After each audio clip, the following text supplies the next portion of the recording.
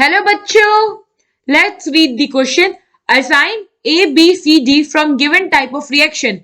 A for disproportionation reaction, B for comproportionation reaction, C for either intermolecular redox reaction or displacement reaction, D for either thermal combination redox reaction or thermal decomposition redox reaction. Question में क्या है, हमारे पास ये एक reaction है, हमें बताना है कि किस टाइप का रिएक्शन है। तो सबसे पहले तो हम अपना रिएक्शन देखते हैं। हमारे पास है BaN3 होल ट्वाइस, ये है हमारा बेरियम नाइट्राइड। ये इसे जब हम हीट करते हैं तो ये डिकम्पोज करता है और फॉर्म करता है बेरियम एंड नाइट्रोजन गैस।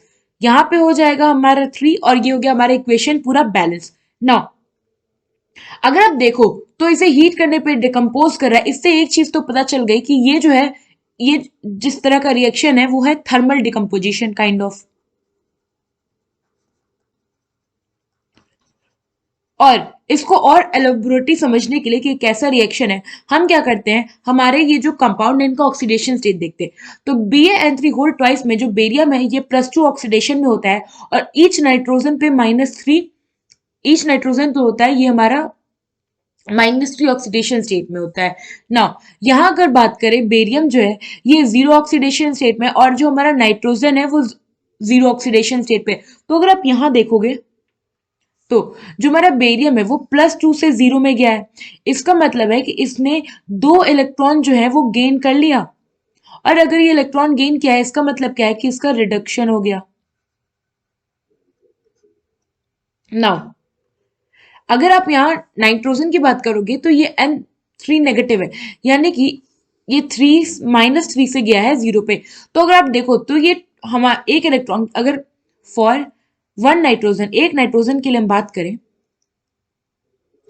और उसको जाना है -3 से 0 ऑक्सीडेशन स्टेट में, तो इसका मतलब क्या है कि उसको 3 इलेक्ट्रॉन डोनेट करना पड़ेगा।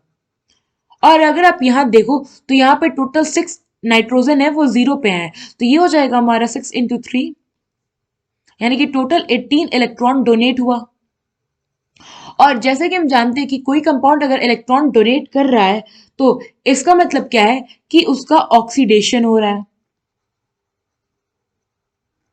ना। अगर आप इस रिएक्शन को देखोगे हमारा, तो यहां पे इस पूरे केमिकल रिएक्शन में एक एलिमेंट जो है हमारा, जो बेरियम है, उसका क्या हो रहा है, रिडक्शन हो रहा है। और जो अनदर एलिमेंट है, जो कि हमारा नाइट्रोजन है, इसका ऑक्सीडेशन हो रहा है। तो होता क्या है कि कोई भी अगर हमारा केमिकल रिएक्शन हो रहा है और उसमें एक प्रोसेस रिड्यूस हो रहा हो, दूसरा ऑक्सीडाइज हो रहा हो, एक एलिमेंट, तो उस प्रोसेस को हम बोलते हैं रिडॉक्स रिएक्शन, उस तरह के रिएक्शन को। और चूंकि ये जो रिडॉक्स रिएक्शन है वो थर्मिकली डिकम्पोज होने के थ्रू प्रोसीड कर रहा है, तो ये जो हमारा ओवरऑल रिएक्शन हो जाएगा, ये हो जाएगा हमारा थर्मल डिकम्पोजिशन रिडॉक्स रिएक्शन। अगर आप देखो तो ये हमारा जो डी है उसमें प्रेजेंट है, तो इसलिए डी जो होगा ये हमारा करेक्ट होगा for this reaction. I hope आपको ये क्वेश्चन समझ में आया होगा। Thank you.